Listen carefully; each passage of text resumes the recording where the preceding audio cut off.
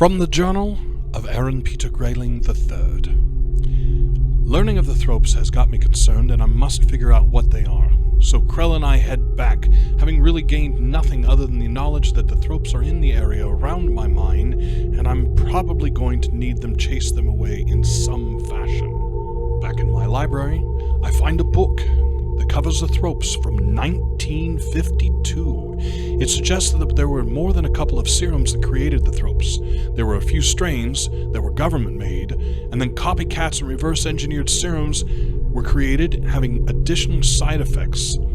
I bring the book to the doctor as it is more his forte than mine, and I retire.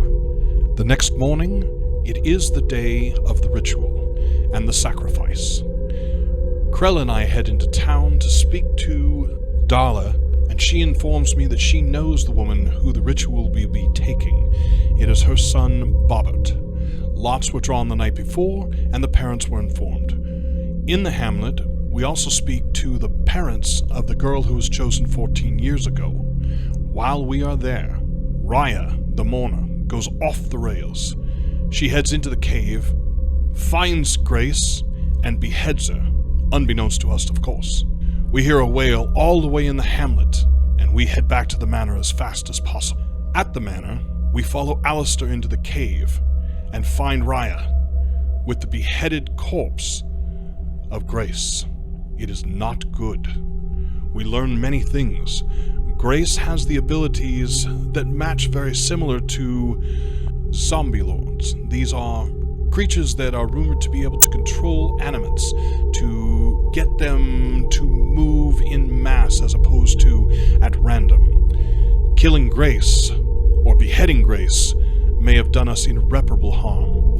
Alistair has a strange talent.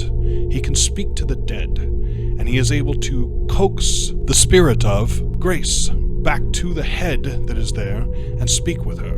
We find out what has happened with her and what she was doing, and a deal is negotiated. Grace will hold the animates at bay. This is what the sacrifice was for. Every 7 years, she held off the animates around the manor and around the estates, giving 1,000 people comfort in trade for one innocent child. No child is innocent. I've been around babies often. They're disgusting. The deal is struck as such. Grace's head shall be brought into the library, and her head shall be fed by the Perkins, our people here at the manor who keep it up.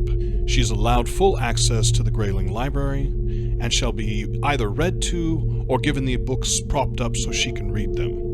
In return, she shall use her powers to maintain control of the countryside, with no more sacrifices. Alistair also pulls another one on me, and decides that he is going to have Darla and Kevin kept here at the manor. She will be given a work position, but this is to safeguard her, as, in his term, she is, well, the mother of my bastard child. A last-minute realization on my part is simple.